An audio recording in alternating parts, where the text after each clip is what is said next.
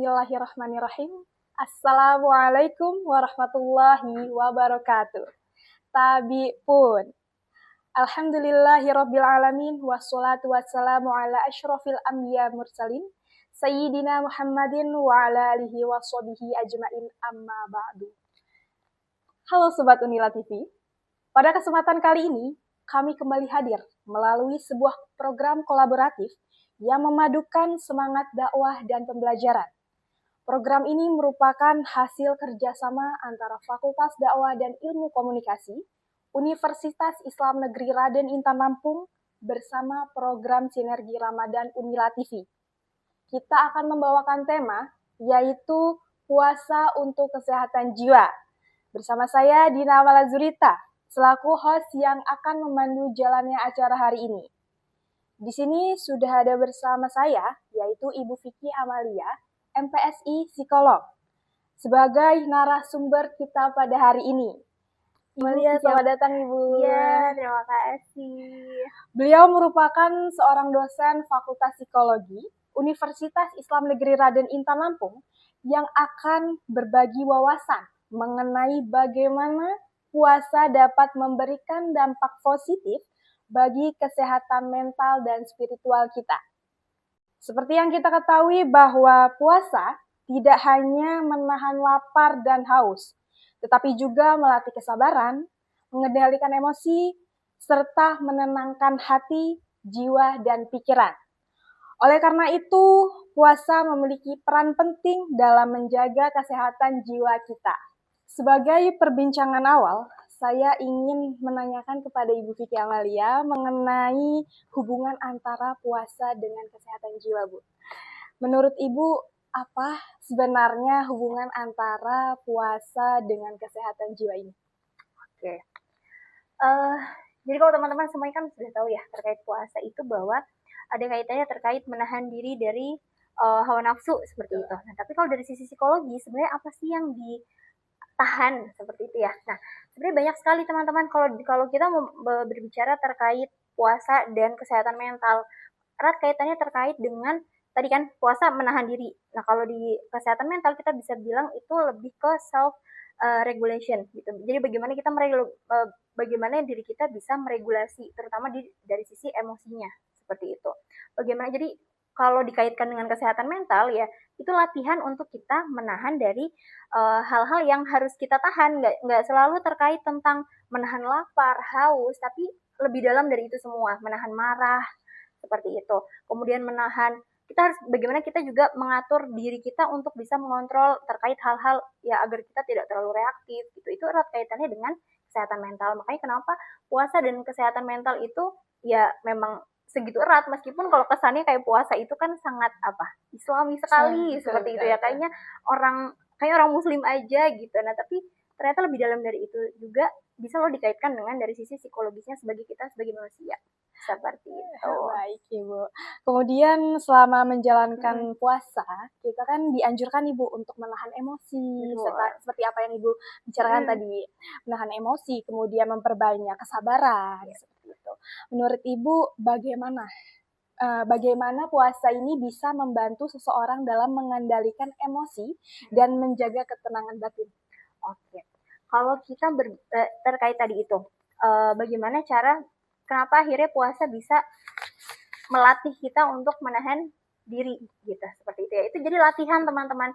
Semua itu sebenarnya perubahan dalam diri kita itu semuanya bisa dilatih. Salah satunya dengan cara berpuasa. Kita alhamdulillah ya sebagai umat muslim kita ada loh namanya puasa seperti itu. Bisa jadi di agama-agama lain mungkin tidak terlalu ya mereka punya puasanya sendiri, mereka punya cara sendiri, tapi kalau kita di muslim sudah lebih fokus nih di puasa ini. Kenapa akhirnya kita membuat puasa ini akhirnya bisa menahan diri ya karena kan kita dilatih nih untuk menahan diri untuk pertama dari makan dulu.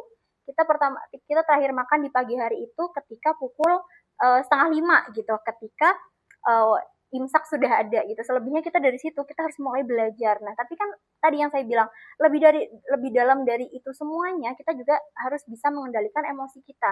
Karena akan sangat percuma teman-teman ketika kita sudah menahan haus, menahan lapar tapi kita tidak bisa mengendalikan diri kita gitu.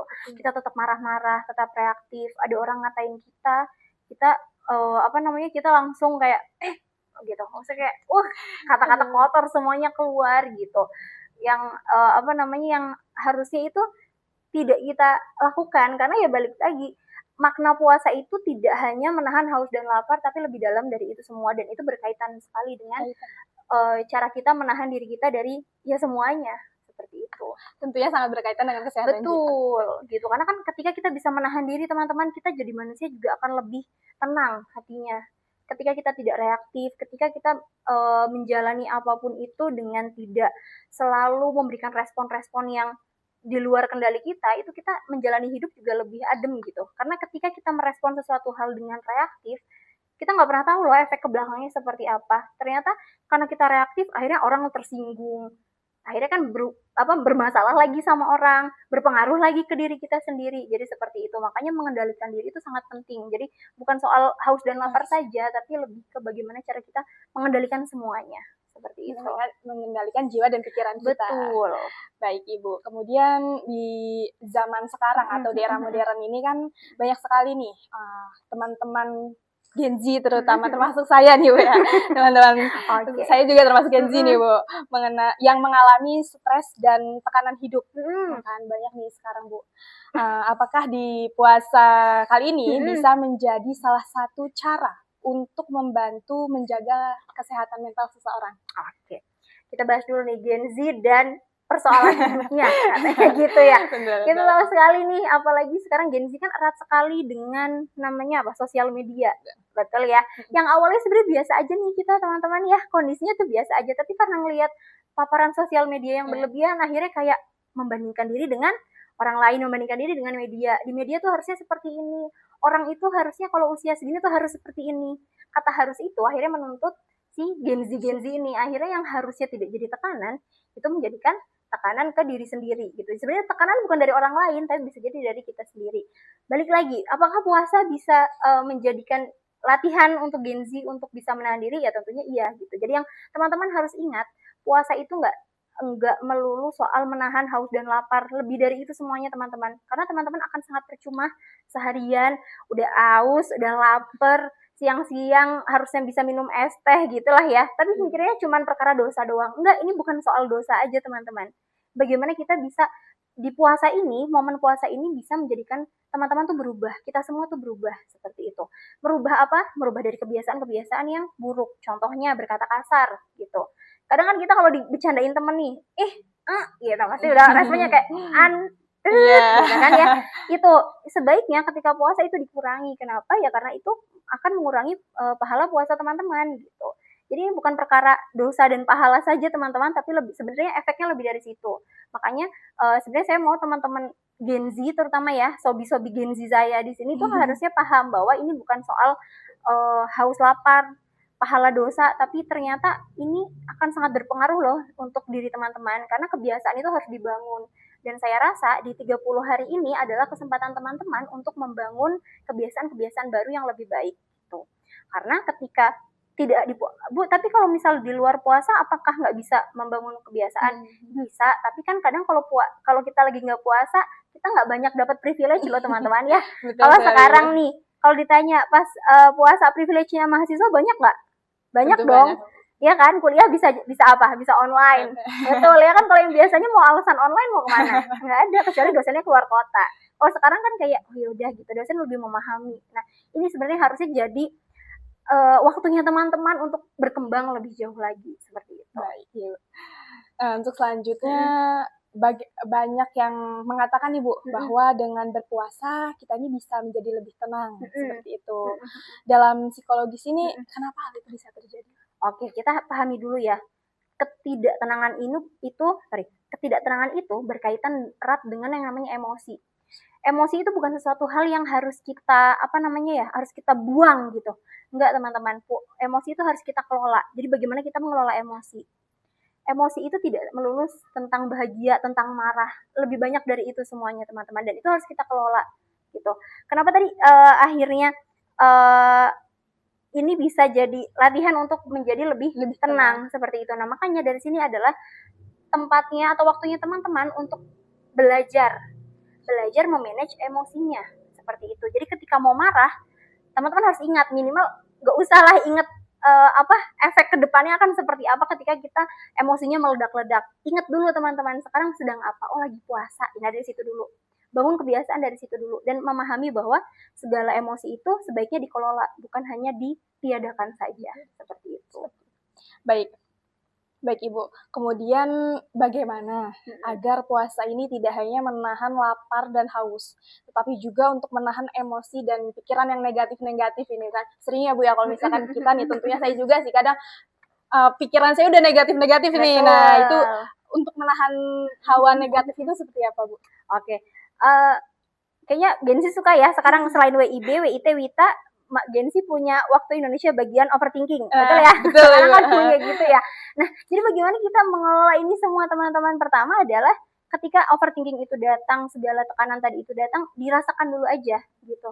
Jadi latihan mengelolanya selain ini bisa diterapkan nggak cuma pada saat puasa ya, tapi ketika puasa tadi saya kembalikan lagi, puasa ini jadi momentumnya teman-teman untuk berlatih. Jadi ketika kalau teman-teman udah mau mulai kelepasan nih, teman-teman harus mulai sadar lagi bahwa oh ini lagi puasa, kita nggak boleh marah-marah, nanti pahala puasanya berkurang dan lain-lain. Jadi ya gitu, kita tuh harus bisa memanage diri kita sendiri, nggak soal emosi aja, soal pikiran gitu. Karena kadang tadi yang saya bilang, teman-teman dapat privilege untuk kuliah online, tapi di satu sisi teman-teman juga jadi punya waktu luang, ya kan, untuk apa? Scroll TikTok, scroll Instagram, yang mana sekarang banyak tren-tren segala macam ya.